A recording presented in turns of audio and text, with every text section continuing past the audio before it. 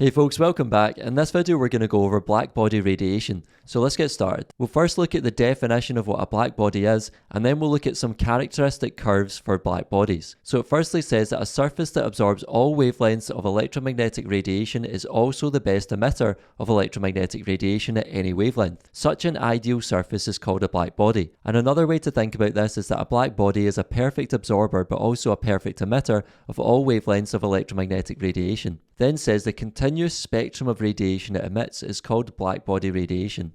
We'll see this in the curves later on. Black body radiation has a characteristic continuous frequency spectrum which depends only on the temperature of the body emitting the radiation and not on any other factors. And we're going to go on and see this characteristic spectrum shortly. You should also be aware of another name for black body radiation, which is cavity radiation. And that is because we can think about this radiation as being measured when escaping from a small hole in a cavity within the body, as shown below. So imagine this box as our black body and there's a small hole or cavity in the box, then the electromagnetic radiation can escape from the black body through this small cavity. So it's known as black body radiation or cavity radiation. Lastly, we'll recap the black body radiation curves which were seen in higher physics. So it says the graph below shows the characteristic curve obtained with a peak which shifts towards longer wavelengths for cooler bodies and towards shorter wavelengths for hotter bodies. And all black body radiation curves take a typical characteristic shape. And the shape looks like this one here. So you'll see we get this curve which forms a peak here and then it starts leveling off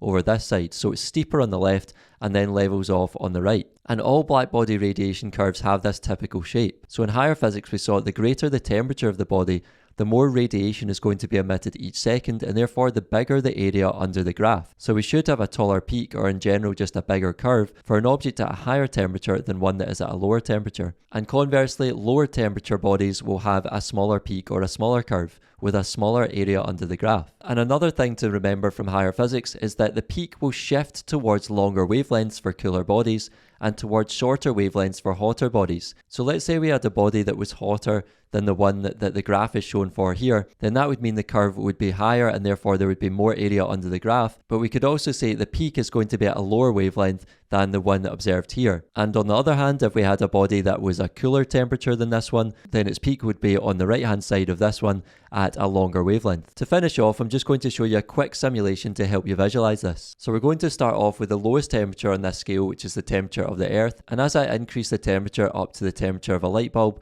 you'll notice we start getting a bit of a curved shape here. I'm then going to increase the temperature up towards the temperature of the sun. And what you'll hopefully notice is that the curve gets bigger as the temperature increases, and the area under the curve also gets bigger as well. And if I decrease the temperature again to the temperature of the light bulb, just to show you the peak shifting, pay attention to the peak wavelength, which is this yellow number down here. So as I increase the temperature, you'll notice that the peak shifts towards lower and lower wavelengths. And the same kind of pattern would be observed if we were to increase the temperature further up to the temperature of this star Sirius A. That's all for this video, folks. Thanks for watching. If you made it to the end, I really appreciate it. Make sure to give the video a thumbs up, subscribe to the channel, and I'll see you in the next one. Take care.